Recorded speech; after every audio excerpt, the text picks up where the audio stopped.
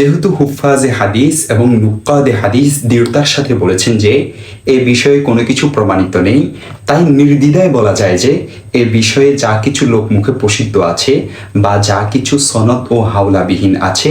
সবই ভিত্তিহীন, সবই বানাওয়াট। অতএব নখ কাটার কোনো মাসনুন তরিকা থাকলে তা শুধু এতটুকুই বলা যায় যে এটি ডান দিক থেকে শুরু করা, ডান দিক থেকে নখ কাটা, এটি মাসনুন। দেখতে পারেন সহিহ বুখারী 1 নং খণ্ড 29 নং পৃষ্ঠা, মুসনাদে আহমদ 17 নং খণ্ড 622 নং পৃষ্ঠা, সুনানে বাইহাকি 1 নং খণ্ড 86 নং পৃষ্ঠা, শরহুল মুহাদ্দাব 1 নং খণ্ড 339 নং পৃষ্ঠা, ফাতহুল বারী 10 নং খণ্ড 357 নং পৃষ্ঠা, উমদাতুল কারী 22 নং খণ্ড 45 নং পৃষ্ঠা, ফাতহুল মুলহিম 1 নং খণ্ড 419 নং পৃষ্ঠা, আল মাসনুন ফি মারিফাতিল হাদিসিল মাওদু পৃষ্ঠা নং 130, হাশিয়াতুত তাহতাবী আলা দুর 4 নং খণ্ড 130 নং পৃষ্ঠা, আদ-দুরুল মুখতার 6 নং খণ্ড 405 নং পৃষ্ঠা।